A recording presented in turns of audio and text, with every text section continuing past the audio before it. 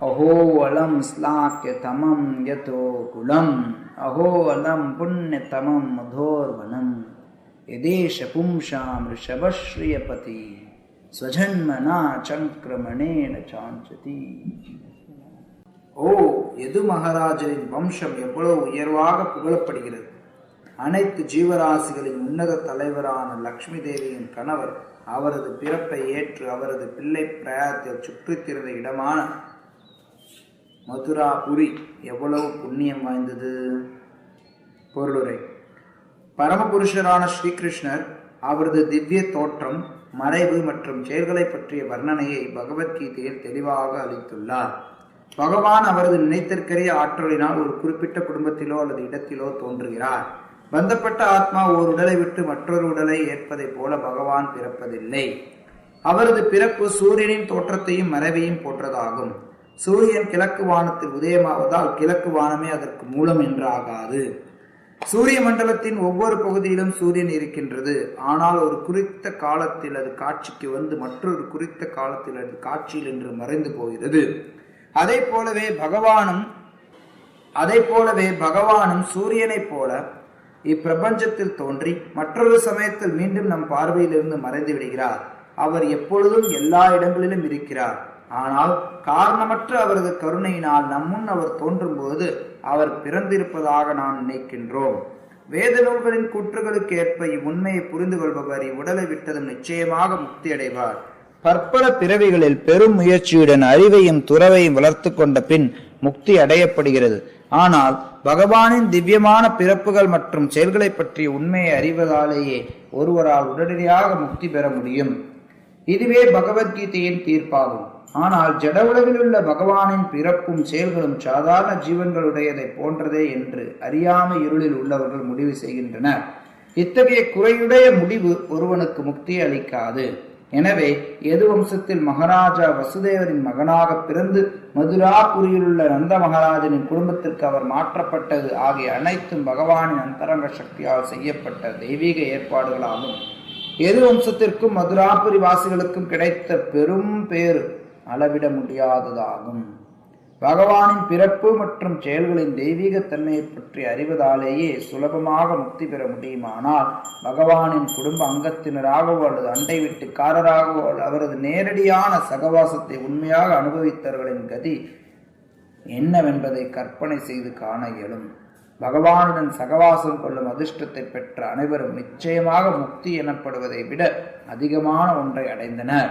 எனவே பகவானின் கருணையால் யது வம்சமும் மதுராபுரியும் எப்பொழுதுமே புகழுக்குரியவை என்பதில் சந்தேகமில்லை.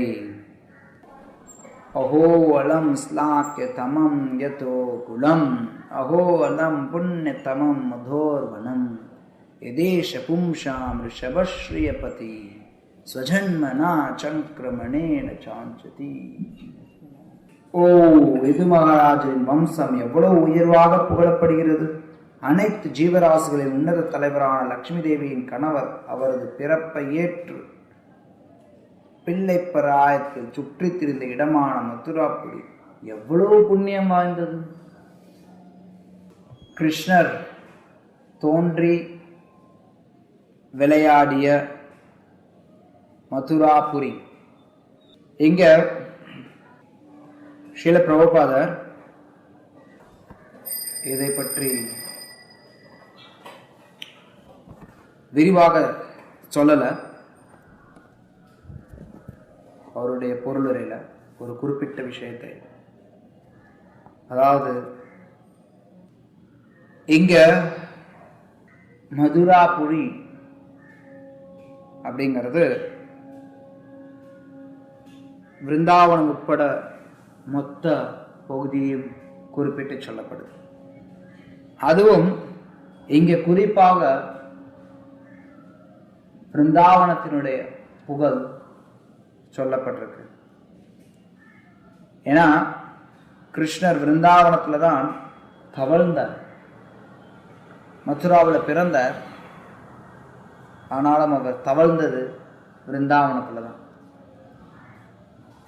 மொத்த மதுரா மண்டலமே சிறப்பு மிக்கது. இங்கே சொல்லப்படக்கூடியது மொத்த மதுரா மண்டலத்தையும் குறிக்கக்கூடியதாக இருக்கு. மதுரா நகரம் உட்பட விருந்தாவனத்தினுடைய 12 காடுகளும் இங்க சொல்லப்படுகின்றன. கிருஷ்ணர் தன்னுடைய பிள்ளை பிராயத்தில் சுற்றி திரிந்த மதுராபுரி எவ்வளவு பெருமை மிக்கது அப்படின்னு சொல்லி ஹஸ்தினாபுரத்தினுடைய பெண்கள் மதுராவினுடைய அல்லது விருந்தாவனத்தினுடைய மகிமையை ரசிக்கிறார்கள். விருந்தாவனம் சாக்ஷாத் எந்த முழுமுதற் கடவுள்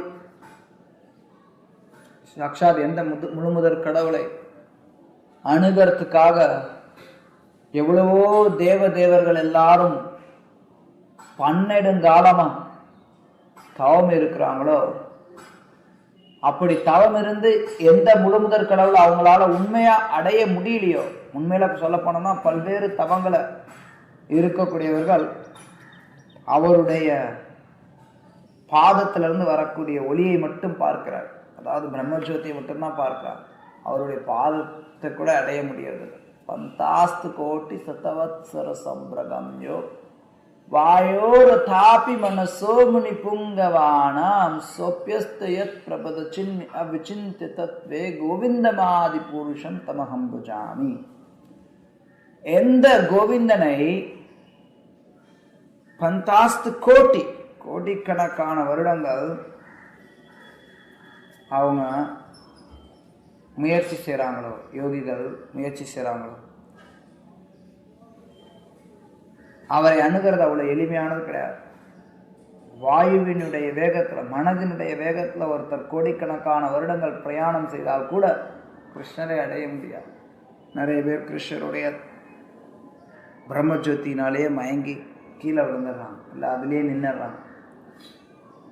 அதை தாண்டி கிருஷ்ணருடைய பிருந்தாவன லீலைகளில், மதுரா லீலைகளில் யார் ஒருத்தரால் உட்புக முடியுமோ அவங்க நிச்சயமாக பாக்கியசாலிகள். அந்த நபர்களும் பாக்கியசாலிகள். கிருஷ்ணர் லீலை புரிந்த அந்த தாமமும் மிக உயர்ந்த தாமம். பக்தி தொண்டுல 5 முக்கியமான விஷயங்களை ரூப கோஸ்வாமி பட்டியலிடுறார். அதுல ஒன்று என்ன அப்படின்னா மதுரா வாசம், மதுராவில் வசித்தல். கிருஷ்ணர் விளையாடிய, கிருஷ்ணர் லீலைகள் செய்த அந்த தாமத்துல வசிக்கிறது அப்படிங்கிறதே நமக்கு பக்தியை அதிகமாக கொடுக்கக்கூடியது. மதுராவில் வசிக்கிறது அப்படிங்கிறது சாதாரண விஷயம் கிடையாது. கிருஷ்ணர் சாக்ஷாத் அங்க லீலை செஞ்ச இடம். கிருஷ்ணர் இன்றைக்கும் லீலை செய்யக்கூடிய இடம். நமக்கு அந்த மதுராபுரியில கிருஷ்ணர் அப்ப லீலை செய்தார், இப்ப லீலைகள் செய்யறதில்லை அப்படின்னு நம்ம நினைக்கலாம். ஆனா மதுராபுரி அப்படிங்கிறது கிருஷ்ணருடைய ஆன்மீக வானத்தினுடைய ஆன்மீக வெளியில இருக்கக்கூடிய அவருடைய லோகம் அப்படியே இங்க ஒரு மாதிரியா செஞ்சிருக்கிறாங்க. ஆன்மீக உலகத்துல கிருஷ்ணருடைய லோகம் இருக்கு. விருந்தாவனம், மதுரா, துவாரகா, அங்க இருக்கக்கூடிய விருந்தாவனம் அப்படியே இங்க ஒரு காப்பி அடிச்சிருக்காங்க. ஒரு அப்படியே அது இங்க வந்திருக்கு. ஸோ அங்க இருக்கக்கூடிய விருந்தாவனம், அங்க இருக்கக்கூடிய மதுரா, அங்க இருக்கக்கூடிய துவாரகைக்கும் இந்த உலகத்துல இருக்கக்கூடிய மதுரா, விருந்தாவனம், துவாரகைக்கும் வித்தியாசமே கிடையாது. என்ன நம்மளுடைய பார்வைக்கு இந்த உலகத்துல இருக்கக்கூடிய லீலைகள் இப்போதைக்கு தெரியறது இல்லை. ஆனா இந்த இடங்கள்ல எப்பவுமே கிருஷ்ணருடைய லீலைகள் நிரந்தரமாக போய்கொண்டிருக்கு. அவர் அதுவும் குறிப்பா வேற எங்கேயுமே எந்த ஒரு அவதாரத்திலையும் இல்லாத ஒரு காரியத்தை கிருஷ்ணர் செய்தார். அவ்வளவு லீலைகள், எக்கச்சக்கமான லீலைகள். அவருடைய ஒவ்வொரு லீலைகளும் மக்களை கவரக்கூடியதார். இது எல்லாமே செய்யப்பட்டது எங்க அப்படின்னா விருந்தாவனத்தில், மதுரா தாமத்தில். அப்ப அந்த மதுராபுரி எவ்வளவு உயர்ந்ததாக இருக்கணும் அப்படின்னு சொல்லி இங்க ஆச்சரியப்படுறாங்க. அதனாலதான் சைத்தன்ய மகாபிரபு அவருடைய 5 முக்கியமான உபதேசங்களாக என்ன சொல்லப்படுதுன்னா, சைத்தன்ய மகாபிரபுடைய உபதேசங்கள், அதுல ஒரு முக்கியமான உபதேசம் என்ன அப்படின்னா, ஆராத்திய பகவான் விரஜேஷ தனயஸ்தாம விருந்தாவனம். தத்தாம விருந்தாவனம் அப்படின்னா அவருடைய தாமமான விருந்தாவனம். ஆராத்திய பகவான் பிரஜேஷ தனயஸ். இப்போ ஆராத்திய பகவான் பிரஜேஷ தனயஸ், பிருந்தாவனத்து பிரஜேஷ. பிரஜேஷ அப்படின்னா பிருந்தாவனத்தினுடைய ஈஷ, பிருந்தாவனத்தினுடைய ராஜா. யாரு பிருந்தாவனத்தோட ராஜா? பிருந்தாவனத்தின் ராஜா யார்? கிருஷ்ணரா? நந்த மகாராஜ். பிரஜேஷ தனய, தனய அப்படின்னா மகன், நந்த மகாராஜாவோட மகன். பிரஜேஷ தனய, ஆராத்திய பகவான் பிரஜேஷ தனயஸ் அப்படின்னா ஆராதனைக்குரிய பகவான் பிருந்தாவனத்தினுடைய மன்னரான நந்த மகாராஜரின் புதல்வர் அல்லது கிருஷ்ணன். ஆராத்திய பகவான் கிருஷ்ணன். அதே சமயத்துல சேர்த்து சொல்றார் தத்தாம பிருந்தாவனம். அதே போலவே ஆராதனைக்குரியது அவருடைய தாமமான பிருந்தாவனம். பிருந்தாவனம் அவ்வளவு மகத்துவபூர்வமானது. கிருஷ்ணர் சாக்ஷாத் அவரே லீலைகள் செய்த பூமி. பகவான் எத்தனையோ லீலைகள், எத்தனையோ அவதாரங்கள் எடுத்திருக்கலாம். ஆனா பிருந்தாவனத்துல அவர் செய்த லீலைகளுக்கு இணையா வேற எங்கேயுமே அவர் லீலைகள் செய்தது கிடையாது. அதனாலதான் அவருடைய தாமமான பிருந்தாவனம் அவ்வளவு போற்றுதலுக்குரியதாக கருதப்படுது.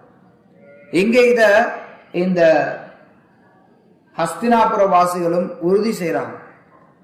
கிருஷ்ணருடைய எல்லா செயல்களும், அவருடைய பிறப்பு எல்லாமே தெய்வீகமானது. ஸ்ரீல பிரபுபாத் அதை பத்தி பேசுறாரு. கிருஷ்ணர் கீதையில சொல்றாரு, ஜன்ம கர்ம சமே திவ்யம். கிருஷ்ணருடைய பிறப்பு, கிருஷ்ணருடைய செயல்கள் எல்லாமே தெய்வீகமானது. கிருஷ்ணருடைய தாமமும் தெய்வீகமானது. கிருஷ்ணருடைய இடம், அவர் வசிக்கக்கூடிய ஊர் பௌதிகமானது கிடையாது. பௌதிக இயற்கை குணங்களுக்கு அப்பாற்பட்டது. நம்ம போகும்போது விருந்தாவனத்தை பார்க்கும்போது உண்மையில நம்மளால விருந்தாவனத்தை பார்க்க முடியறது கிடையாது.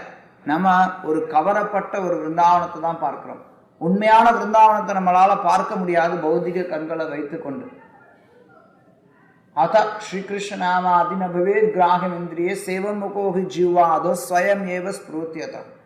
எப்ப ஒருத்தர் கிருஷ்ணருடைய தாமத்தை பற்றி அல்லது கிருஷ்ணருடைய நாம ரூப குண லீலை தாமம் இது எல்லாத்தையும் எப்போ ஒருத்தரால புரிந்து கொள்ள முடியும் அப்படின்னா, பகவான் கிருஷ்ணருக்கு சேவை பண்றது மூலம். கிருஷ்ணருக்கு யார் ஒருத்தவங்க சேவை பண்றாங்களோ அப்ப கிருஷ்ணர் அவரே தன்னை வெளிப்படுத்துவார். அவரே அவருடைய தாமத்தை வெளிப்படுத்துவார். அப்பதான் கிருஷ்ணருடைய தாமத்தை நம்மளால் பார்க்க முடியும். அப்பதான் தாமத்தினுடைய மகத்துவத்தை உண்மையாக ரசிக்க முடியும், உணர முடியும். இப்ப நம்ம விருந்தாவனத்துக்கு போகலாம். சில நேரங்களில் மக்கள் பார்க்கலாம், நானும் விருந்தாவனத்துக்கு போயிட்டு வந்தேன், ஏதோ டூரிஸ்ட் ஸ்பாட்டுக்கு போயிட்டு வந்த மாதிரி நம்ம விருந்தாவனத்துக்கு போயிட்டு வந்தோம், மாயாப்பூருக்கு போயிட்டு வந்தோம், பூரிக்கு போயிட்டு வந்தோம்னு சொல்லிக்கலாம். நிச்சயமா அதனால சில பலன்கள் இருக்கு, பலன்களே இல்லைன்னு நான் சொல்ல மாட்டேன், சொல்ல முடியாது. அதே சமயத்துல உண்மையா நம்மளுடைய விருந்தாவனம் எப்ப நமக்கு வெளிப்படும் அப்படின்னா, எப்ப நம்ம கிருஷ்ணருக்கு அற்புதமான விதத்துல சேவை செய்யறோமோ, எந்த அளவுக்கு நம்ம கிருஷ்ணருக்கு சேவை செய்யறோமோ, எந்த அளவுக்கு நம்ம கிருஷ்ணரை திருப்திப்படுத்துறோமோ அந்த அளவுக்கு கிருஷ்ணர் தன்னை நமக்கு வெளிப்படுத்துறார். கிருஷ்ணர் எந்த அளவுக்கு நம்மளை அவர் வெளிப்படுத்துறாரோ அப்ப நம்மளால அவரை பார்க்க முடியும், இல்லைன்னா பார்க்க முடியாது. ஒரு உதாரணம் பொதுவாக கொடுக்கப்படக்கூடியது என்னன்னா, சூரியன். சூரியனை நம்ம எப்ப பார்க்க முடியும்? காலையில. அதை வேற விதத்துல சொல்லணும் அப்படின்னா, சூரியன் வந்தாதான் சூரியனை நீங்க பார்க்க முடியும். அதே பதில் தான். ஆனா இது கேள்வி என்னமோ சாதாரணமா தெரியும், ஆனா அதுக்கு பின்னாடி பல அர்த்தம் இருக்கு. சூரியனை எப்ப பார்க்க முடியும்? எல்லாருக்கும் தெரியும், சூரியன் தான் சூரியனை பார்க்கிறோம், என்னப்பா இதுல பெரிய ஆச்சரியம்னு நினைக்கலாம். ஆனா சூரியன் வராதப்ப நீங்க சூரியனை பார்க்கணும்னு சொல்லி எவ்வளவுதான் நீங்க பிரயத்தனம் பண்ணாலும் சூரியனை பார்க்க முடியாது. ராத்திரி சூரிய அஸ்தமனம் ஆனதுக்கு அப்புறம் 8 மணிக்கு மேல நீங்க எவ்வளவுதான் முயற்சி பண்ணாலும் சூரியனை உங்களால பார்க்க முடியாது. ஏன்னா சூரியன் எப்ப தன்னை வெளிப்படுத்துதோ அப்பதான் உங்களால சூரியனை பார்க்க முடியும். அதே மாதிரிதான் பகவான் எப்ப தன்னை வெளிப்படுத்துறாரோ அப்பதான் நம்மளால பகவானை பார்க்க முடியும். அதனாலதான் பகவானுடைய தோற்றமும் மறைவும் பல நேரங்கள்ல சூரியனுக்கும் கூட ஒப்பிடப்படுது. இன்னொரு ஒப்புமையும் போகுது. இங்க ஸ்ரீல பிரபுபாத் பொருளறில கொடுக்கிறார். கிருஷ்ணர் தோன்றார், மறைகிறார். கிருஷ்ணர் பிறக்கிறார், அவர் இந்த உலகத்தை விட்டு போறார். ஆனா அதே சமயத்துல கிருஷ்ணர் எப்பவுமே இருக்கிறார், நமக்கு அது தெரியறது இல்லை. கிருஷ்ணர் எப்பவுமே எல்லா இடத்துலயுமே இருக்கிறார். யார் ஒருத்தவங்க பக்தியினால இருக்கிறாங்களோ அவங்க சந்த சதைவ ஹிருதயேஷு விலோகயந்தி எம் ஷியாம சுந்தரம் அச்சிந்திய குணஸ்வரூபம். கிருஷ்ணருடைய ஷியாம சுந்தர அச்சிந்தியமான அந்த யாராலும் எழுதி புரிந்து கொள்ள முடியாத ஷியாம சுந்தர ரூபத்தை ஹிருதயத்துக்குள்ளார ஒருத்தரால பார்க்க முடியும், எங்கும் பார்க்க முடியும். கிருஷ்ணர் சொல்றார், என்னுடைய பக்தன் என்னை எல்லா இடங்களையும் பார்க்கிறான். யார் ஒருத்தனுக்கு கிருஷ்ண கீதையிலே சொல்ற இந்த விஷயத்தை, யார் ஒருத்தன் பக்தியில இருக்கிறானோ அவன் என்னை எல்லா இடங்களையும் பார்க்கிறான். கிருஷ்ணரை எல்லா இடத்துலையும் பார்க்க முடியும். கிருஷ்ணர் எல்லா இடத்துலையும் இருக்கிறார். ஆனா பக்தி நம்ம கிட்ட இருக்கும்போது கிருஷ்ணர் அங்க வெளிப்படுறார், பக்தி இல்லாத பட்சத்துல கிருஷ்ணர் மறைஞ்சு வாழ்றார். அதுதான் வித்தியாசம். சோ குறிப்பா கிருஷ்ணருடைய மதுராபுரியில அந்த மதுரா தாமமே எல்லாமே சிறப்பு வாய்ந்த தாமம். அதுல நமக்கு கண்களுக்கு தெரியுது தெரியல அப்படிங்கறதெல்லாம் இல்லாம அவர் அங்க வந்து லீலைகள் செய்தார். அததான் பிரகட லீலான்னு சொல்லுவாங்க. கிருஷ்ணர் இப்பையும் லீலைகள் செஞ்சுட்டு இருக்கார் மதுராபுரியில, அது நமக்கு தெரியாது. இது அப்பிரகட லீலா, நம்மளுடைய தோற்றத்துக்கு இல்லாது உட்படாது. ஆனா கிருஷ்ணர் அவரே லீலைகள் செய்யறார் பார்த்தீங்களா, நேரடியா தோன்றார் பார்த்தீங்களா, அப்போ அவர் லீலைகள் செய்யக்கூடியது பிரகட லீலா. இதுல எல்லாருமே பார்க்க முடியும், கட்டுண்ட ஜீவன்கள் கூட அதை பார்க்க முடியும், ரசிக்க முடியும், அதனால பலனடைய முடியும். சோ அந்த அளவிற்கு கிருஷ்ணருடைய லீலைகள் உன்னதமானது. கிருஷ்ணருடைய லீலைகள் மொத்தமே தெய்வீகமானது. அவருடைய லீலைகள் தெய்வீகமானதுங்கிறத யார் ஒருத்தன் உணர்றானோ அவனுக்கு மறுபிறவிங்கிறது கிடையாது. தெக்வாதேகம் புனர்ஜென்ம நைத்தி மாமேத்தி சோர்ஜனா, அவன் இந்த உடலை விட்டதுக்கு அப்புறம் அவனுக்கு வேற ஜென்மங்கிறது கிடையாது. அப்ப கிருஷ்ணருடைய பிறப்பும் இறப்பும் தெய்வீகமானது அப்படிங்கறத எப்படி உணர்றது? ஸ்ரீல பிரபுபா இங்க அதுக்கும் சூரியனை உதாரணமா கொடுக்கிறார். சூரியன் காலையில உதயமாகுது, சாயந்தரம் மறையுது, ரைட்? அதனால சூரியன் ராத்திரி நேரத்துல இல்லைன்னு அர்த்தமாகுதா? கிடையாது. சூரியன் நம்மளுடைய பார்வைக்கு தோன்றது கிடையாது. சூரியன் ஏதோ ஒரு இடத்துல இருந்துட்டு தான் இருக்கு. இந்த இடத்துல தன்னுடைய தோற்றத்தை மறைத்து கொண்டு வேற ஒரு இடத்துல தன்னுடைய தோற்றத்தை நிகழ்த்தி கொண்டிருக்கிறது. அதே மாதிரி பகவான் கிருஷ்ணர் இப்ப இந்த இடத்துல தன்னுடைய லீலையை முடிச்சுட்டு வேற ஒரு இடத்துல தன்னுடைய லீலையை செய்து கொண்டே இருக்கிறார். ஆனா அவருடைய மொத்த லீலைகள் எல்லாமே தெய்வீகமானது, அதுல பௌதிகமானதே கிடையாது. கிருஷ்ணருடைய லீலைகள், கிருஷ்ணருடைய தாமம், கிருஷ்ணருடைய சம்பந்தப்பட்டது எல்லாமே தெய்வீகமானது. எந்த அளவுக்கு தெய்வீகமானது அப்படின்னா, யாரெல்லாம் ஆச்சாரியர்கள், யார் அந்த பக்தி தொண்டுல உயர்ந்த நிலையில இருக்காங்களோ அவங்களால அதை அந்த பரமானந்தத்தை இப்ப கூட ரசிக்க முடியும். அந்த அளவிற்கு உயர்ந்த ஸ்தானத்துல இருக்கக்கூடியது துவாரகா தாமம். ஸ்ரீல பிரபுபா இங்க குறிப்பிட்டு சொல்றார்,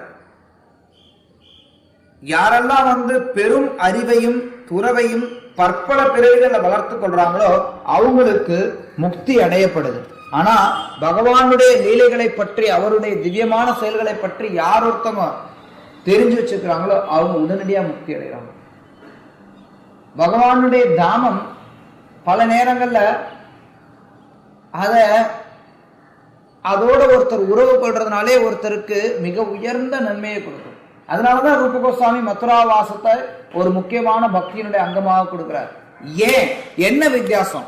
சாதாரணமா நம்ம வெளியூர்ல வசிக்கிறதுக்கும் மதுரால போய் இருக்கிறதுக்கும் என்ன வித்தியாசம்? என்ன வித்தியாசம் அப்படின்னா, அங்க எப்பவுமே கிருஷ்ணருடைய நாமம், குணம், ரூபம், லீலைகளை நம்ம காதுல கேட்டுட்டே இருக்கும். எப்பவுமே அவரை பற்றிய நினைவுகள், ஸ்மரணம் நமக்கு இருந்துட்டே இருக்கும். கிருஷ்ணருடைய தாமம், அவருடைய லீலைகள் நடத்துற இடம், அந்த இடத்துல அவருடைய இருப்பு இன்னைக்கும் இருக்கு. ஸ்பெசிபிக்கா அவர் இருக்காரு, எல்லா இடத்துலயும் இருக்காரு, இருந்தாலும் குறிப்பா அந்த இடத்துல இருக்காரு. விருந்தாவனத்துல அவருடைய லீலைகள் நிகழ்ந்து கொண்டே இருக்கு. அதனால அந்த இடத்துல வசிக்கும் போது நமக்கு உள்ளார்ந்த இயற்கையாகவே பக்திக்கு ரொம்ப அனுகூலமானதாக அமையுது.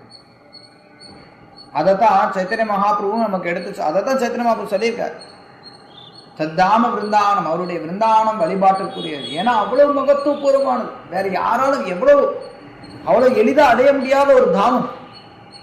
ஒவ்வொன்றும் அவருடைய லீலைகள் ஒவ்வொன்றும், சின்ன வயசுல இருந்து அவர் எவ்வளவு லீலைகள் அரங்கேற்றி இருக்கிறார் பிருந்தாவனத்துல.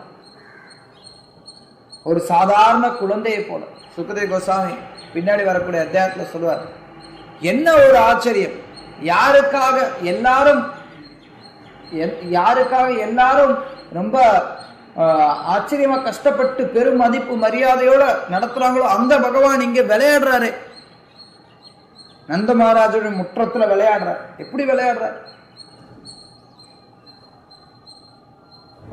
சாதாரண மக்களால புரிந்து கொள்ள முடியாது. கிருஷ்ணர் சாக்ஷாத் முழுமுதற் கடவுள். அவர் ஒருத்தருடைய வீட்டுல விளையாடுறார். அவர் ஒரு இடத்துல சாதாரண ஒரு குழந்தையை போல அரங்கேற்றார் லீலைகளை. அப்ப அந்த தாமம் அப்ப எவ்வளவு சிறந்ததா இருக்கணும். அதனாலதான் ஆச்சாரியர்கள் விருந்தாவனத்திற்கும் விருந்தாவனத்துல வசிக்கிறதுக்கும் முக்கியத்துவம் கொடுக்குறாங்க. சைத்தன்ய மகாபிரபு விருந்தாவனத்துல வசிக்கணும்னு முடிவு பண்ணார். சந்நியாசம் எடுத்துட்டு விருந்தாவனத்துல வசிக்கணும்னு போனார். ஆனா அதன் பிறகு சில லீலைகளின் மூலமா அவர் பூரியில தங்க வேண்டிய சூழ்நிலை ஏற்பட்டது. பூரியில தங்கறதுக்கு அவர் ஒப்புக்கொண்டார். ஆனா பூரியில அவர் தங்கி இருக்கிறார் அப்படின்னா அது விருந்தாவனத்துல இருந்து வேறுபட்ட நிலையில அவர் இல்லை. அவர் எங்கெல்லாம் இருக்கிறாரோ அந்த இடம் விருந்தாவனம். அத்வைதாச்சாரிய சைத்தன்ய மகாபிரபு அதான் சொல்றார். மகாபிரபு நீங்க எங்க இருக்கிறீங்களோ அந்த இடம் தான் விருந்தாவனம். கிருஷ்ணர் இருக்கக்கூடிய இடம் விருந்தாவனம். அதே மாதிரி மகாபிரபு இருக்கக்கூடிய இடம் விருந்தாவனம். அதுல எந்த ஒரு மாற்றமும் கிடையாது.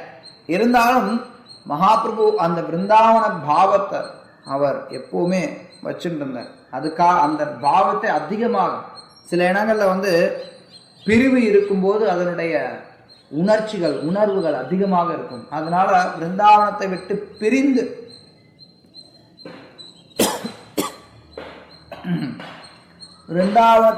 பிரிந்து வாழக்கூடிய ஒரு ரசத்தை சைத்தன்ய மகாபிரபு அனுபவித்தார். ஸ்ரீல பிரபுபாத் சுட்டி காட்டுறது உண்டு. ஒவ்வொரு இஸ்கான் கோயிலும் விருந்தாவனம் மாதிரி. ஒவ்வொரு கோயிலும் விருந்தாவனம் மாதிரி. நம்மளால விருந்தாவனத்திற்கு போக முடியல அப்படின்னா கூட நம்ம கோயில்ல வசிக்கிறோம் அப்படின்னா அப்ப அந்த இடம் விருந்தாவனம். நாரதர் கிட்ட பகவான் சொல்ற, நான் வைகுண்டத்துல இல்ல, வைகுண்டத்துல நான் இல்ல.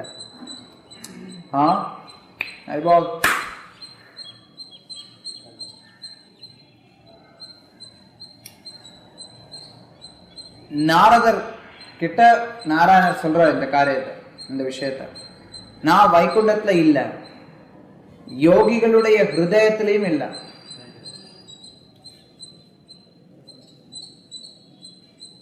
என்ன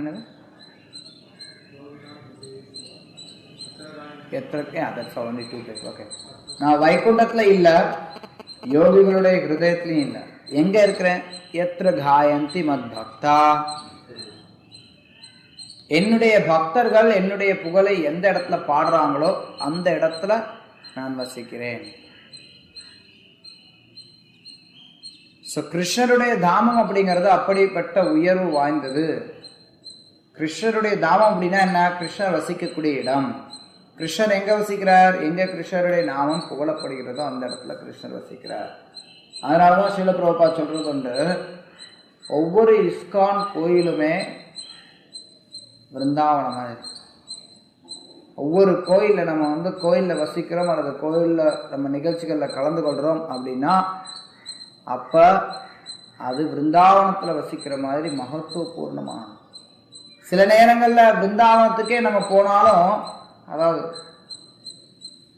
மதுரா பக்கத்துல நம்மளுடைய எல்லைக்குட்ப உள்ள போட்டு நம்ம இங்க இருக்கு விருந்தாவனம்னு சொல்றோம். விருந்தாவனம் எங்க இருக்கு? இந்தியாவில் இருக்கு. இந்தியாவிலேயே விருந்தாவனம் இருக்கு? இல்ல. விருந்தாவனம் ஆன்மீக ஸ்தானம். அது இந்தியாவுக்குள்ளார இருக்கிற மாதிரி நமக்கு தெரியுது. அதே மாதிரி கிருஷ்ணர் அவர் எல்லா கோயில்களையும் வீற்றிருக்கிறார். எங்கெல்லாம் பகவானுடைய நாமம் புகழப்படுகிறதோ அந்த இடத்துலலாம் வீற்றிருக்கிறார். அந்த இடத்துல நம்ம வசிக்கிறோம், அந்த இடத்துல நமக்கு சத்சங்கம் கிடைக்குது அப்படின்னா அது ரொம்ப மகத்துவபூர்ணமான. விருந்தாவனத்துக்கு போயிட்டு நிறைய பேர் நீங்கள் பார்க்கலாம். விருந்தாவனத்தில் எவ்வளோ பேர் சும்மா தொழில் பண்ணுறதுக்காக வருவாங்க, இல்லை விருந்தாவனத்தில் இருக்கக்கூடிய மகத்துவம் தெரியாமல் வந்துட்டு போவாங்க. நான் நிறைய பக்தர்களை பார்த்துருக்கிறேன். அவங்க சொல்லுவாங்க, நான் விருந்தாவனத்துக்கு போயிருக்கேன் பிரபு, கிருஷ்ண பக்திக்கு வர்றதுக்கு முன்னாடி போனேன், ஏதோ டூரிஸ்ட் மாதிரி போயிட்டு வந்தோம், எதுவுமே தெரியல பிரபு. பக்தர்களோட வந்தப்போ தான் எனக்கு தெரியுது உண்மையாக விருந்தாவனத்தில் இவ்வளோ இருக்குது அப்படிங்கிறது. அதாவது விருந்தாவனத்தில் போயிருப்பாங்க, விருந்தாவனத்துடைய மகத்துவம் தெரியாமல் போயிட்டு வந்திருப்பாங்க. அதே மாதிரி சில நேரத்தில் நிறைய பேருக்கு இஸ்கான் கோயில், இஸ்கான் பக்தர்கள் சத்சங்கம் இதனுடைய மகத்துவம் என்னன்னு தெரியாது. கிருஷ்ணருடைய கருணையினால சில நேரங்களில் நமக்கு கோயிலுக்கு அருகிலேயோ இல்லை கோயில்லையோ வசிக்கிறதுக்கு நமக்கு வாய்ப்பு கிடைக்கலாம். நம்ம புத்திசாலிகளாக இருந்தோம் அப்படின்னா எவ்வளவு சிறப்பு வாழ்ந்தது கிருஷ்ணருடைய தாமத்தில் நம்ம வசிக்கிறது அப்படிங்கிறத புரிந்து கொள்வோம். ஹஸ்தினாபுரத்தினுடைய செல்வம் குறைத்து மதிப்பிட முடியாத ஒன்று.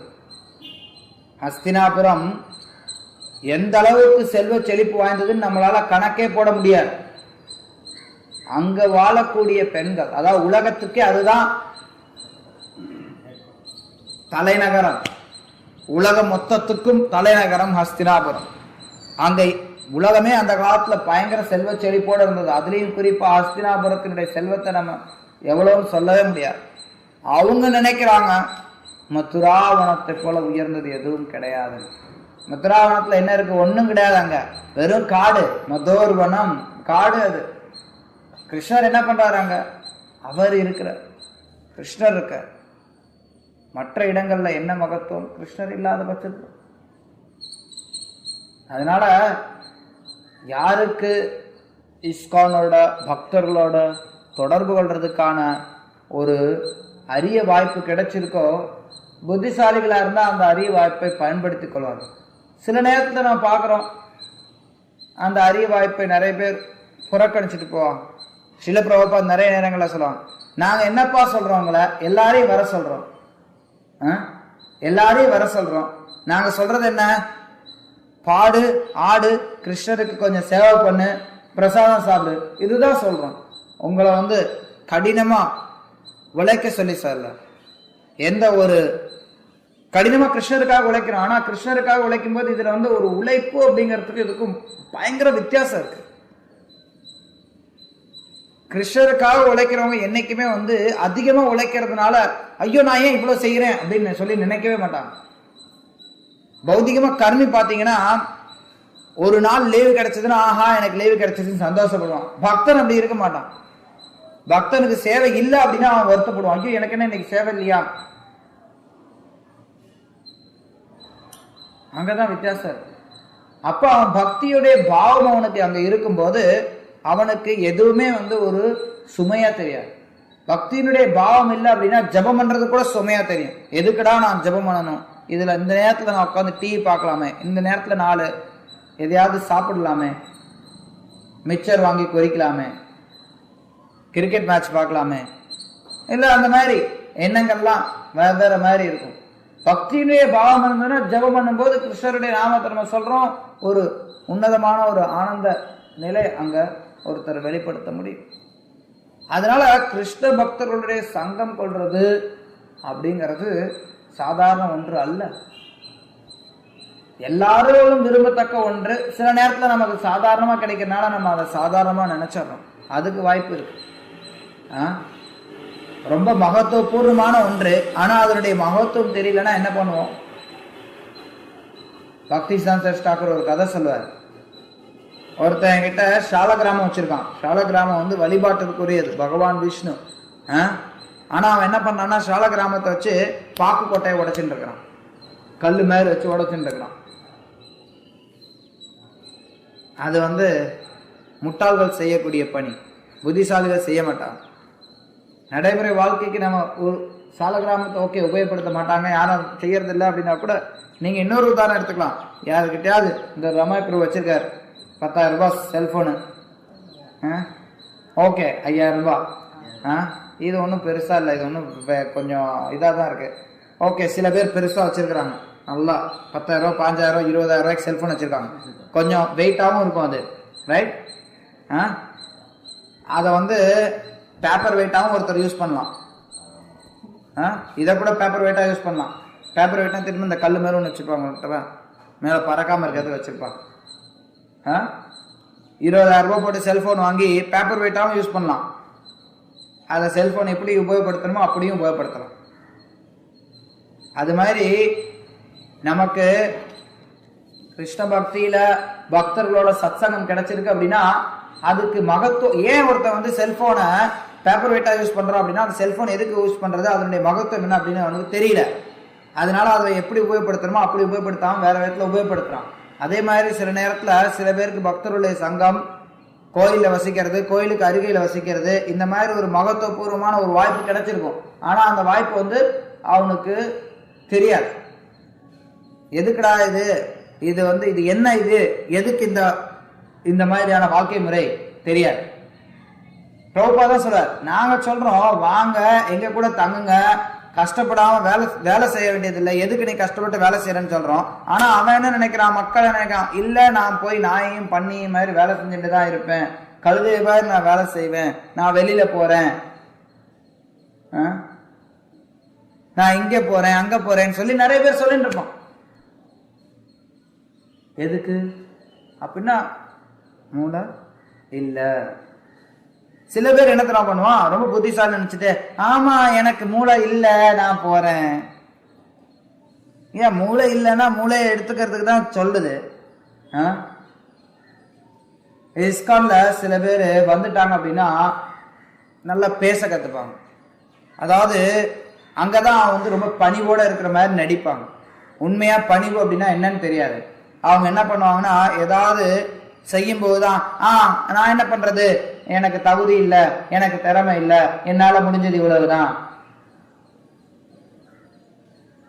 அப்படின்னு சொல்லிட்டு எஸ்கேப் ஆகிறதுக்காக என்னால முடிஞ்சது இவ்வளவுதான் சொல்லுவாங்க. வித்தியாசம். உண்மையில ஒருத்தருக்கு வந்து கொஞ்சம் எந்த அளவுக்கு பக்தி இருக்கோ அந்த அளவுக்கு மதுராவாசத்தை அதனுடைய முக்கியத்துவத்தை புரிஞ்சுக்க முடியும்.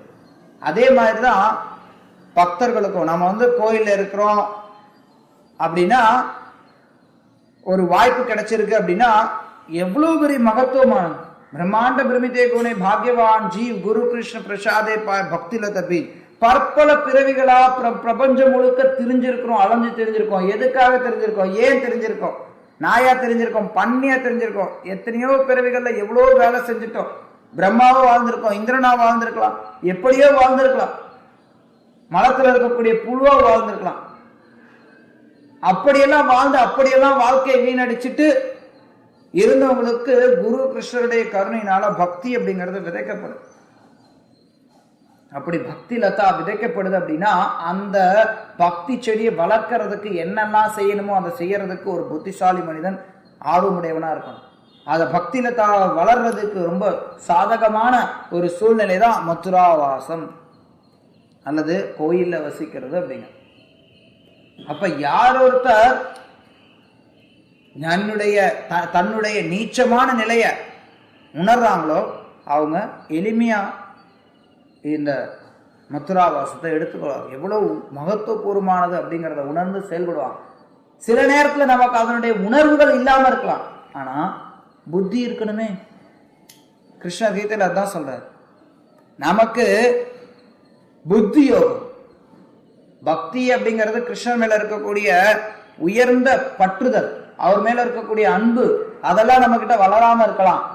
அந்த அன்பு ஓரளவுக்கு வளர்ந்து இருக்கலாம், ஆனா புத்தி அறிவை வைத்து நம்ம முடிவு செய்யலாம். எது நல்லது எது கெட்டது அப்படிங்கிறத முடிவு செய்து ஒருத்தர் எந்த காரியத்தை செய்யணுமோ அந்த காரியத்தை திறம்பட செய்யணும். கிருஷ்ணருக்காக செய்யணும். ஒவ்வொரு விஷயத்தையும் கிருஷ்ணருக்காக செய்யறோங்கிறப்ப ஒருத்தருக்கு சலிப்பே வராது. ஒவ்வொன்றையும் ஒருத்தன் ஒரு வேலையை செய்யறான் அப்படின்னா அவன் செய்யற வேலையை வச்சே முடிவு பண்ணாங்க கிருஷ்ணருக்காக செய்யறானா இல்லை கடனுக்கு செய்யறானாங்க. ஒரு சேவையை நம்ம கொடுக்குறோம்னு வச்சுக்கோங்களேன், அவன் கிருஷ்ணருக்காக செய்யறானா கடனுக்கு செய்யறானா, அந்த சேவையை அவன் பண்றதை வச்சு தெரிஞ்சுக்கலாம். எல்லாத்துலயும் தெரிஞ்சுக்கலாம், எல்லா விஷயத்திலையும் தெரிஞ்சுக்கலாம். என் குரு மகாராஜ் சொல்றது உண்டு, நிறைய தடவை சொல்லியிருக்காரு. அதாவது அவருடைய வாழ்க்கையில ஆரம்ப காலத்துல தாக்கத்தை ஏற்படுத்தின சில அறிவுரைகளை பத்தி அவர் சொல்லும்போது அவர் சொல்லுவார். ஒண்ணு என்ன அப்படின்னா, அவர் சொன்ன ஒரு அவர் பெற்ற ஒரு அறிவுரை என்ன அப்படின்னா, ஆரம்ப காலத்துல வந்தாரு, கோயில்ல இருந்தார். ரொம்ப வந்த புதுசுல அவர் அவங்க அந்த டெம்பிள் பிரசிடென்ட் அவர் நீ தரையை சுத்தம் பண்ண அப்படின்னு சொல்லி சொன்னார். அப்ப அவர் தரையை சுத்தம் பண்ணார். சுத்தம் பண்ணதுக்கு அப்புறம் அவர் பாதி தரையை சுத்தம் பண்ணிட்டு இருக்கும்போது அவர் சொன்னார், உனக்கு சுத்தம் பண்ண தெரியல, நீ சுத்தம் பண்ற. மகாராஜா, நான் நல்லதான் சுத்தம் பண்ணிருக்கேன். நீ சுத்தம் பண்ற, ஆனா கிருஷ்ணருக்காக எப்படி சுத்தம் பண்றதுன்னு நான் சொல்லித்தரேன். கிருஷ்ணருக்காக எப்படி சுத்தம் பண்றது? நல்லா எந்த இடமும் அழுக்கு இல்லாம தூய்மையா வைக்கிறது. அப்ப அது கிருஷ்ணருக்காக செய்யறோம். எந்த காரியத்தை செஞ்சாலும் அது கிருஷ்ணருக்காக செய்யறோம், இது திறம்பட செய்யணும் அப்படின்னா அப்ப அந்த இடத்துல விளைவு எப்படி இருக்கும்னா ஆனந்தமா இருக்கும். கிருஷ்ணருக்காக செய்யறோம் அப்படிங்கிற மனப்பான்மை இல்லை அப்படின்னா ஒவ்வொன்றும் சுமையா இருக்கும். ஏன் இந்த தரைய எல்லா ஊரும் அப்படித்தானே இருக்குது, ஏன் இங்க மட்டும் இவ்வளவு கிளீன் பண்ணமாக்கும்? வேறு ஊர் வீரா போறோம், எல்லா இடத்துலயும் இப்படிதான் செய்யறாங்க, எல்லா இடத்துலயும் அப்படித்தான் இருக்கு, குப்பையா தான் கிடக்குது, ஏன் இங்க மட்டும் இப்படி நல்லா செய்யணுமாக்கும் அப்படின்னா அங்க அர்த்தமே இல்லை. ஏன்னா இது மதுரா வாசம், இது மதுராபுரி, கிருஷ்ணருடைய கோயில் ஒவ்வொன்றும் அவர் வசிக்கக்கூடிய இடம் மதுராபுரி. அப்ப இங்க செய்யக்கூடிய ஒவ்வொன்றும் நம்ம திறமையா செய்யணும், முறையா செய்யணும். அதுதான் அவசியம். ஒருத்தருக்கு உள்ளோர் அந்த உணர்வுகள் வரணும். ஒரு தடவை மகாராஜ் இன்னொரு உதாரணம் ஒண்ணு கொடுத்தார். லண்டன்ல ஒரு டெம்பிள் பிரசிடென்ட்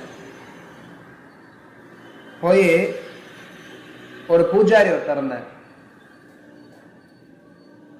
அந்த பூஜாரி ரொம்ப பிராமணத்தன்மை உடையவர், நல்ல ஒரு பூஜாரி. அந்த நல்ல பூஜாரி நல்லா தூய்மையா இருப்பார், எல்லாமே நல்லா பண்ணுவார். அந்த பூஜாரியை கூப்பிட்டு அவர் சொன்னார், நீ கழிவறையை சுத்தம் பண்ணணும் அப்படின்னு சொல்லி சொன்னார்.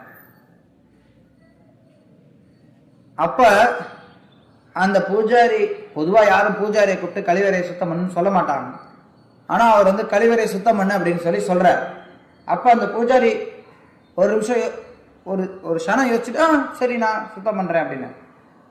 அப்புறம் அந்த டெம்பிள் பேசன்னு சொன்னாராம், இல்ல நீ உன்னுடைய பூஜை சேவை பாரு, நீ பிராமணனா இருக்கிறியா வைஷ்ணவனா இருக்கிறியான்னு நான் சோதனை பண்ணேன். புரியுதா? புரியல. பிராமணனா இருக்கிறான் அப்படின்னா என்ன? நான் என்னென்ன பிராமணத்துவமான செயல்கள் மட்டுமே நான் செய்வேன். வைஷ்ணவன்னா என்ன?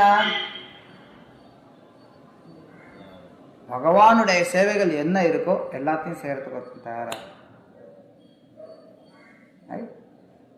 அதுதான் வைஷ்ணவனுக்குடைய அழகு. சோ அந்த மாதிரி பல நேரங்கள்ல நமக்கு வைஷ்ணவ சங்கம் அப்படிங்கிறது அவ்வளவு மகத்துவபூர்ணமா. ஸ்ரீல பிரபுபா இந்த இஸ்கான் இவ்வளவு பெரிய வீட்டை கட்டி கொடுத்திருக்கிறார் எல்லாரும் வாழ்றதுக்காக. உலகம் முழுக்க கிருஷ்ண பக்தியை பரப்பி இருக்காரு. நேற்று கேள்வி கேட்டாங்க, எப்படி கிருஷ்ணருடைய இந்த அவதாரங்கள் எல்லாமே இந்தியாவில் நடக்குது, இல்ல குறிப்பிட்ட இடங்கள்ல நடக்குது? பல விதமான பதில்களை நம்ம கொடுக்கணும். இன்னொரு பக்கம் பார்த்தோம் அப்படின்னா, கிருஷ்ணருடைய கிருபை இன்றைக்கு ஸ்ரீல பிரபுபாதருடைய கருணையினால உலகம் முழுக்க போயிருக்கு. உலகத்தினுடைய ஒவ்வொரு மூளை முடுக்குக்கும் போயிருக்கு. எல்லா இடங்களையும் ஸ்ரீல பிரபுபாதர் பிருந்தாவனத்தை உருவாக்கி இருக்கிறார். ஒவ்வொரு கோயில்களும் பிருந்தாவனம் போல, ஒவ்வொரு கோயில்களும் மகத்துவபூர்ணமா. பிருந்தாவனத்தை நமக்கு போதிய அறிவும் உணர்வுகளும் இல்லை அப்படின்னா பிருந்தாவனத்தை எப்படி நம்மளால ரசிக்க முடியாதோ உணர முடியாதோ, அதே மாதிரி போதிய அறிவும் பக்தியும் இல்லை அப்படின்னா இஸ்கான் கோயில்களையும் ஒருத்தரால உணர முடியாது. ஹரே கிருஷ்ணா. ஏதாவது கேள்விகள் இருந்தா கேட்கலாம். ஸ்லோகத்துல வந்து லட்சுமி தேவியுடைய கணவர் வந்து ஏன் பிருந்தாவனத்துல வந்து குழந்தையா அப்போ வந்து கிருஷ்ணருடைய மூலம் வந்து விஷ்ணுவா இல்ல நாராயணரா? கிடையாது. ஸ்லோகத்துல என்ன சொல்லுவாங்க? ஸ்ரீயபதி யதேஷ பும்சம் ரிஷப ஸ்ரீயபதி. ஸ்ரீயபதி, ஸ்ரீபதி அப்படின்னா லக்ஷ்மியினுடைய கணவர். அதாவது இந்த இடத்துல இது மாதிரி நிறைய இடங்கள்லையும் சொல்லப்பட்டிருக்கும். எதற்காக அப்படின்னா உண்மையில வித்தியாசம் கிடையாது கிருஷ்ணருக்கும் நாராயணனுக்கும். ஆனாலும் கிருஷ்ணர் அவருடைய இந்த இடத்துல, குறிப்பா இந்த இடத்துல பாத்தீங்கன்னா அவ்வளோ பெரிய பகவான் எங்கே விளையாடினார் அப்படிங்கிறது தான் இங்க வந்து சொல்லப்படக்கூடிய வழிமுறை. ஸோ அந்த இடத்துல அவ்வளோ பெரிய பகவான் சொல்ற இடத்துல பகவானுடைய பெருந்தன்மைகளை சொல்லணும். அங்க நீங்க வந்து லக்ஷ்மியினுடைய கணவர் அப்படின்னா அது வந்து பெரிய ஸ்தானம். ராதாவுடைய காதல், ராதாராணி எளிமையான ஒரு கிராமத்து பேர். ரைட்? அப்ப அந்த இடத்துல முக்கியத்துவம் புரியாது. அதாவது ஒரு விஷயத்தை விளக்கும் போது அவங்களுடைய பெரிய விஷயத்தை சொல்லி, எஸ்பெஷலி இங்கே இந்த ஸ்லோகத்தினுடைய அர்த்தம் பார்த்தீங்கன்னா இதனுடைய கருத்தே அதுதான். அவ்வளோ பெரிய பகவான் ஸ்ரீயபதி அவர் வந்து இங்க தவழ்ந்து விளையாடுறார் அப்படின்னா அது முக்கியத்துவம் வாய்ந்தது. அந்த இடத்துல ஒப்புமை வரும்போது அப்படி சொல்லப்படுது குறிப்பா. அது மட்டும் இல்லாம இன்னொரு விதத்துல பார்த்தோம் அப்படின்னா ஸ்ரீ அப்படிங்கிறது லக்ஷ்மிக்கு மட்டுமே குறித்தானதும் கிடையாது, ராதைக்கும் அது பொருந்தக்கூடியது. இங்க ஸ்ரீல பிரபுபாதர் அதாவது பொதுவா எடுக்கக்கூடிய ஒரு பொருளை இங்க கொடுக்குறார். ஸ்ரீயபதி. ஸ்ரீயபதி அப்படின்னா லக்ஷ்மியுடைய கணவர். ஏன்னா இதனுடைய அர்த்தம் இதுதான், இதனுடைய தாத்பரியம் என்னன்னா அவ்வளோ பெரிய பகவான். சில நேரங்களில் உபநிஷத் சொல்ல இவரு கிருஷ்ணதாஸ் கவிராஜ் கோஸ்வாமி, உண்மை அது சொரூப் தாமோதருடையது. சைத்தன்ய சரிதாமிரத ஆரம்பத்துல சைத்தன்ய மகாபிரபு பத்தி சொல்லும்போது இவ்வளோ பெரிய பகவான் சைத்தன்ய மகாபிரபு சாக்ஷாத் கிருஷ்ணர்னு சொல்லிட்டா போதும். ஆனா அதை சொல்லும் போது அவர் என்ன சொல்றாருன்னா what is that? Yet Upanishad.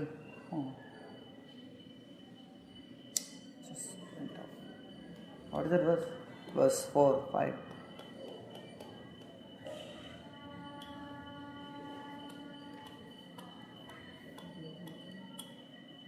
யார வந்து உபனிஷத்துகள் எல்லாம் பிரம்மனாக சொல்கின்றதோ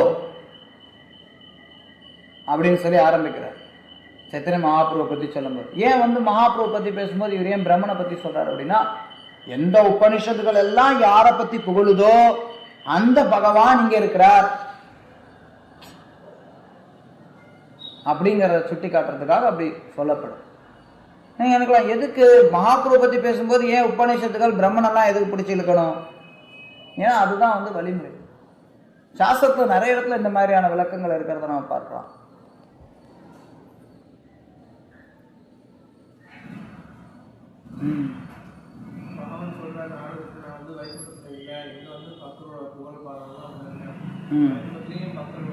வைகுண்டத்திலையும் அவருடைய புகழை பக்தர்கள் பாடுறதுனால வைகுண்டத்திலையும் இருக்கிறார்.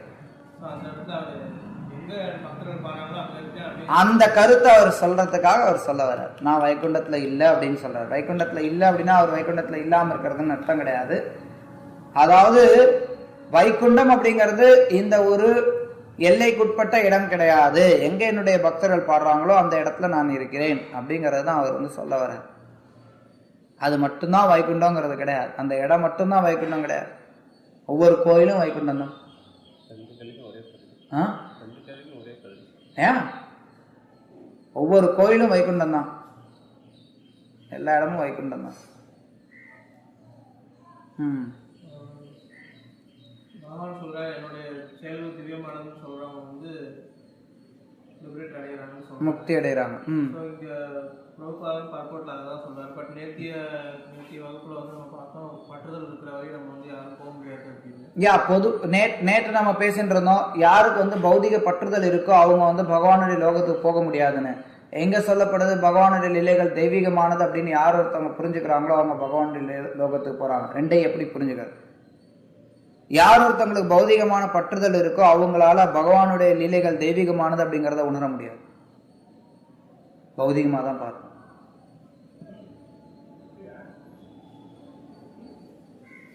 தெளிவா இருக்கு. யார் ஒருத்தவங்களுக்கு பௌதிக பற்றுதல் இருக்கோ அவங்களால பகவானுடைய லீலைகள் தெய்வீகமானது அப்படிங்கிறத உணர முடியாது. இன்னொரு பக்கம் சொன்னோம் அப்படின்னா, யாருக்கு பகவானுடைய லீலைகள் தெய்வீகமானது அப்படிங்கிறத புரிஞ்சுக்கிறாங்களோ அவங்க பௌதிக பற்றுதல் இருந்து விடுபடுவாங்க. ரெண்டும் ஒன்றோடு ஒன்று தொடர்புடையது. ரெண்டையும் தனித்தனியான டாபிக்கா நம்ம பார்க்க வேண்டிய அவசியம் கிடையாது. சாஸ்திரத்துல பாகவத்ல 11வது காண்டத்துல 11 தான் அங்க விளக்கப்படுது. நம்ம சாப்பிட்டோம் அப்படின்னா நமக்கு 3 விளைவுகள் இருக்கு. என்ன அப்படின்னா, பசி அடங்குது, நமக்கு ஒரு மகிழ்ச்சி ஏற்படுது, நமக்கு உடலுக்கு ஆரோக்கியமும் கிடைக்குது. அந்த மாதிரி யார் ஒருத்தவங்க பகவானுடைய பக்தி தொண்டில் ஈடுபடுறாங்களோ அவங்களுக்கு பௌதிக விஷயங்கள் அவங்கள விட்டு போயிடும். இது ரெண்டும் ஒன்றோடு ஒன்று தொடர்புடையது. பக்தி தொண்டில் ஈடுபட்டோம் அப்படின்னா நிச்சயமா பௌதிக பற்றுதல் நம்மளை விட்டு போயிடும். அப்படி போகாம இருக்க பிடிச்சி வச்சுருந்ததுன்னா சில நேரத்தில் கிருஷ்ணரே பக்கிடுவார். எஸ்யாகம் அனுகிரகணாமி கரிஷ்யே ததனம் சனை. யார் மேல நான் அனுகிரகம் காட்டணும்னு நினைக்கிறேனோ அவங்களுக்கு எதெல்லாம் பற்றுதல் வச்சிருக்கிறானோ அந்த பற்றுதல்ல இருந்து அவனை கிருஷ்ணர் சில நேரங்களில் வலுக்கட்டாயமா வெளில எழுப்பார். கிருஷ்ணர் காப்பாற்று, கிருஷ்ணர் பார்த்துப்பார் அந்த விஷயத்தை. அப்படி இல்லைன்னா நம்மளால புரிஞ்சுக்க முடியாது கிருஷ்ணருடைய செயல்கள் தெய்வீகமானதுங்கிறது. சில நேரத்தில் நான் பார்க்குறோம், கிருஷ்ணர் இது புரியாதனால நிறைய நேரங்களில் நிறைய பிரச்சனைகள் இருக்கும். கிருஷ்ணர் ஏன் வந்து எனக்கு முக்தி கொடுக்கல அப்படிங்கிற கேள்வியை கூட ஒருத்தன் கேட்க மாட்டான். கிருஷ்ணர் எது செஞ்சாலும் அது தெய்வீகமானதான். நான் கிருஷ்ணர்கிட்ட சரணடைஞ்சவனாக இருந்தேன் அப்படின்னா அப்ப எனக்கு அவர் முக்தி கொடுக்கலன்னா கூட அதுவும் அவருடைய செயல் தான், அந்த செயலும் தெய்வீகமானதுதான் அப்படியும் ஒருத்தர் புரிஞ்சுக்கலாம். அதனாலதான் சைத்தன்ய மகாபிரபு பாரு, யதா ததோ வா விததாது லம்பட்டோ மத் பிராணநாதஸ்து சயேவ நாத. அவர் சொல்றாரு லம்பட்டோ. லம்பட்டோ அப்படின்னா பெண் பித்தன். ஒருத்தரை விட்டுட்டு இன்னொருத்தருக்கு போற கிருஷ்ணர், என்னுடைய கிருஷ்ணர் அப்படி இருந்தாலும், அதாவது என்னை விட்டுட்டு மற்றவங்க கிட்ட போனாலும் சரி, இல்லை என்ன எண்ணப்படுத்தினாலும் சரி, மத் பிராணநாத், என்னுடைய பிராணநாத் அவர். அது சரணாகதி. அப்ப யார் ஒருத்தர் கிருஷ்ணருடைய செயல்கள் தெய்வீகமானதுன்னு உணர்றாங்களோ அவங்க உண்மையில சொல்ல போனா அந்த உயர்ந்த அதை உணர்ந்த அந்த நிலையிலேயே அவங்க முக்தி பெற்றவர்களாக இருக்கிறாங்க. தனியா அவங்களுக்கு முக்தி கிடைத்தாலும் சரி, முக்தி கிடைக்கிறதுனாலும் சரி, அவங்க முக்திக்கு அப்பாற்பட்ட நிலையில இருக்காங்க. முக்தி ஹித்வான்யத்தோ ரூப சுரூபேன விவஸ்திதி. முக்தி அப்படின்னா ஒருத்தருடைய சொரூபத்தை நிலை பெறது. சொரூபம் என்ன? ஜீவரே சொரூப கிருஷ்ணர் நித்யதாஸ். ஸோ நீங்க வந்து கிருஷ்ணருடைய சேவகன் அப்படிங்கிறத நம்ம உணர்ந்துட்டோம் அப்படின்னாலே அப்ப நம்ம வந்து இம்மீடியட்டா முக்தி பெற்றவர்களாகணும். அது கீதையிலே கிருஷ்ணர் சொல்றார், மாம்சயோ விசாரேன பக்தி யோகேன சேவத்தே சகுணான் சமதிதே தான் பிரம்ம பூயாய கல்பதே. மாம்சையோ அவ்யபிச்சாரேன. அவ்யபிச்சாரேன அப்படின்னா பிறடாமல் அசையாம பக்தியில முழுமையாக தூய்மையாக. மாம்சையோ யார் ஒருத்தர் எனக்கு அவ்யபிச்சாரண பக்தி யோகேன சேவத்தே, பக்தி யோகத்தினால சேவை பண்றாங்களோ, சகுணான் சமதீத்தான், அவன் உடனடியாக எல்லா குணங்களையும் தாண்டி பிரம்மபூயா கல்பத்தே, பிரம்மனுடைய தலத்திலிருந்து வந்து வரான். கிருஷ்ணன் சொல்ற, அதாவது முக்தி பெற்ற தலத்தை அடைகிறான். உடனடியா ஒருத்தன் முக்தி பெறான் பக்தி தொண்டில் ஈடுபடும் போது. தூய்மையான பக்தி தொண்டில் யார் ஒருத்தர் ஈடுபடுறாங்களோ அவங்க உடனடியா முக்தி பெறாங்க. சில பிரபுபா சொல்வார், ஒரு ஃபேன் இருக்கு, அந்த ஃபேன்ல சுத்திட்டே இருக்குன்னு வச்சுக்கோங்க, அதை வந்து சுவிட்ச் ஆஃப் பண்ணீங்கன்னா அது அதுக்கு மேல சுத்த போறது கிடையாது, ஆனா சுத்துற மாதிரி தெரியும். அது மாதிரி ஒருத்தன் தூய பக்தி தொண்டில் ஈடுபட்டுட்டான் அப்படின்னா அவன் உடனடியா முக்தி பெற்றாரான். ஆனா அவன் முக்தி பெறாத மாதிரி தெரியும், கொஞ்ச நேரத்துக்கு சுத்திட்டே இருக்கும். அதனால முக்தி வந்து பக்தர்களுக்கு ஒரு பிரச்சனையே கிடையாது. முக்தி பெறது பக்தருடைய குறிக்கோளும் கிடையாது.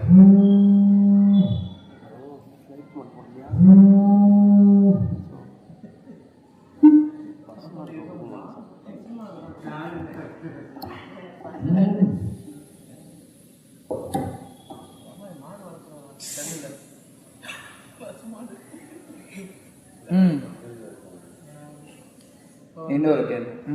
தாமத்தை பற்றி இப்போ சொல்லப்பட்டிருக்கு. இப்போ தாமத்தோட வாசிகளை பற்றியும் தாமவாசிகளை பற்றியும் வந்து நிறைய இடங்கள் சாஸ்திரங்களே வந்து சொல்லப்பட்டிருக்கு. இப்போ பூரியில் இப்போ நம்ம பூரி போயிருந்தப்போ கூட அங்கே வந்து இருக்கிற எல்லாரும் வந்து 4 பேர் சொல்லப்பட்டிருக்கு. அது எப்படி இருந்தாலுமே அவங்க வந்து அப்படிதான் பார்க்கணும்னு சொல்லி சொல்லப்பட்டிருக்கு. பட் ஆனால் பிருந்தாவனம் வரும்போது புரோப்பார் கூட நிறைய நேரத்தில் வந்து ராதா குணத்தக்கூடிய பாபாஜி அந்த மாதிரி இருக்கிறவங்கள கூட சுற்றி இருக்கிற. அதே சமயத்தில் வந்து மற்ற பக்தர்கள் சொல்றாங்க, அவரு சொல்லலாம் அந்த மாதிரி பேசுறவங்கலாம் வந்து கீழே வந்துட்டாங்க அப்படிங்கிறாங்க. ரெண்டையும் எப்படி நம்ம வந்து பேலன்ஸ் பண்ணலாம்? இன்னும் சில பேர் வந்து ஸ்பிரிச்சுவல் மாஸ்டர் லெவலில் இருக்கிறவங்க கூட வந்து அங்கே மாயாவாதிகள் யாராக இருந்தாலும் அவங்க பார்த்து நமஸ்காரம் பண்ணணும், அவங்க இருக்கிற ஒவ்வொருக்கும் நம்ம நமஸ்காரம் பண்ணணும், எல்லாத்துக்கும் மரியாதை கொடுக்கணும் அப்படிங்கிறாங்க. இதை வந்து எப்படி புரிஞ்சுது? பிருந்தாவனத்தில் இருக்கக்கூடிய எல்லாருக்கும் மரியாதை கொடுக்கணுமா, இல்லை பிருந்தாவனத்தில் இருக்கக்கூடிய முறையான பக்தர்களுக்கு மட்டும் மரியாதை கொடுக்கணுமா? ஸ்ரீல பக்தி சித்தாந்த சரஸ்வதி டாக்கூர் சொல்வார், யாரெல்லாம் பக்தி தொண்டில் ஓரளவுக்கு இடம் பெற்றிருக்கிறார்களோ அவங்க எல்லாருமே மதிக்கத்தக்கவர்கள் தான். ஒரு ஸ்தலத்துல இருந்து பார்க்கும்போது ரூப கோஸ்வாமி சொல்றார், கனிஷ்ட அதிகாரி மதிக்கத்தக்கவர். பக்தி சித்தாந்த சரஸ்வதி டாக்கூர் சொல்வார், அப்ப சம்பிரதாயத்தை சார்ந்தவர்கள் எல்லாரும் சகஜியார்கள் எல்லாரையும் அவர் வந்து கனிஷ்ட அதிகாரியா ஏற்றுக்கொள்றார். விருந்தாவனத்துல வசிக்கக்கூடியவர்கள் ஏதோ ஒரு விதத்துல கிருஷ்ணன் மேல பற்றுதல் கொண்டவர்களாகத்தான் இருக்கிறார்கள். கிருஷ்ணன் மேல பற்றுதலே துளி கூட இல்லாதவர்கள் அப்படின்னு சொல்லி ரொம்ப அரிது. பெரும்பாலும் அங்க இருக்கக்கூடியவர்கள் கிருஷ்ணன் மேல ஓரளவு பற்றுதல் கொண்டவர்களாகத்தான் இருக்கிறார்கள். அதனால அவர்கள் எல்லாரையும் நாம் மதிப்பு செலுத்துறோம். அதே சமயத்துல பக்தி சித்தாந்த சரஸ்வதி டாக்கூர் இதுவும் சொன்னார், நான் பிருந்தாவனம் முழுக்க தேடிட்டு வந்துட்டேன், ஒரு தூய பக்தரை கூட என்னால பார்க்க முடியலன்னு. அதுவும் வாஸ்தவம். ரெண்டுமே நம்ம புரிந்து கொள்ள வேண்டும். பல நிலைகள்ல இருக்காங்க மக்கள். உண்மையான பிருந்தாவனத்துல வசிக்கிறதுனா என்ன அப்படிங்கிறதையும் அவர் ஒரு உபன்யாசம் கொடுத்திருக்கார். உண்மையா பிருந்தாவனத்துல வசிக்கிறது அப்படிங்கிறது பிருந்தாவனம் அப்படிங்கிற ஒரு இடத்துல மட்டும் வசிக்கிறது கிடையாது, பிருந்தாவன உணர்வோட வசிக்கிறது தான் உண்மையான பிரஜவாசி. பிரஜவாசி யார் அப்படின்னு சொல்லி அவர் ஒரு உபன்யாசம் கொடுத்திருக்கார். அதை படிச்சோம் அப்படின்னா நமக்கு தெரியும் விவரமா உண்மையான பிரஜவாசி அப்படிங்கிறவங்க எவ்வளவு மகத்துவபூர்வமானவர்கள் அப்படின்னு. இருந்தாலும் பிருந்தாவனத்துல யார் வசிக்கிறாங்களோ எல்லாருக்கும் நம்ம வந்து மரியாதை செலுத்தணும். ஏன்னா ஏதோ ஒரு விதத்துல அவங்க வந்து கிருஷ்ணர் மேல பட்டுதல் கொண்டவர்களா இருக்காங்க. ரெண்டு இருக்கு. ஆனா உண்மையான பிரஜவாசிக்கும் பிருந்தாவனத்துல வெறுமனை வசிக்கிறதுக்கும் வித்தியாசம் இருக்கு. சில பிரபுபாத் உண்மையான பிரஜவாசி, ஆனா அவர் பிருந்தாவனத்தை விட்டு வெளில போனார். பக்தி சித்தாந்த சரஸ்வதி டாக்கூருக்கு கௌர கிஷோர்தாஸ் பாபாஜி மகாராஜ் கொடுத்த ஒரு கட்டளை என்ன அப்படின்னா, நவதீபத்தை விட்டு போகாத. இன்னொரு விதத்துல அவர் என்ன சொல்றாருன்னா, காளியினுடைய ஊர்ல வசிக்காத, அதாவது கல்கத்தால வசிக்காத அப்படின்னாரு. ஆனா பக்தி சான்ஸ் தாக்கூர் கல்கத்தால தான் கோயில் கட்டினார், பெரிய கோயில். அப்போ அவர்கிட்ட வந்து கேட்டாங்க, உங்களுடைய குரு வந்து கல்கத்தால வசிக்காதுன்னு சொன்னார், நீங்க கல்கத்தால வசிக்கிறீங்கன்னு. பக்தி சான்ஸ் தாக்கூர் சொன்னார், நான் எங்க கல்கத்தால வசிக்கிறேன், அங்கதான் உட்காந்துருக்காரு. நம்பர் 1 உல்தடங்கா ரோடு, அங்க உட்காந்து பேசிட்டு இருக்கிறார். கல்கத்தால வசிக்கூடாது உங்க குருமாரா சொல்லியிருக்காரு, நீங்க என்ன கல்கத்தால வசிக்கிறீங்க? நான் கல்கத்தால வசிக்கிறேன். யார் சொன்னதுன்னா, இது கல்கத்தாலே உட்காந்துட்டு கல்கத்தால வசிக்கிறேனான்னு கேள்வி கேட்கிறாரு.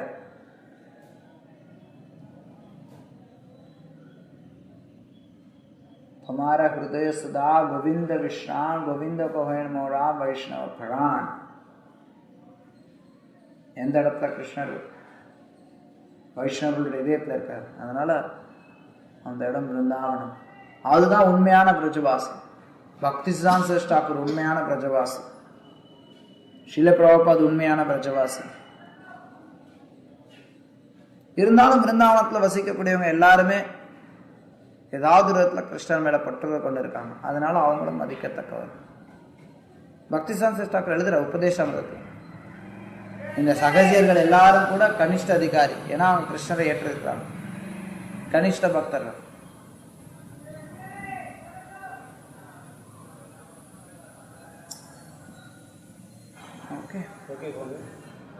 श्रीमद् भागवतम की जय, श्री प्रभुपाद की जय.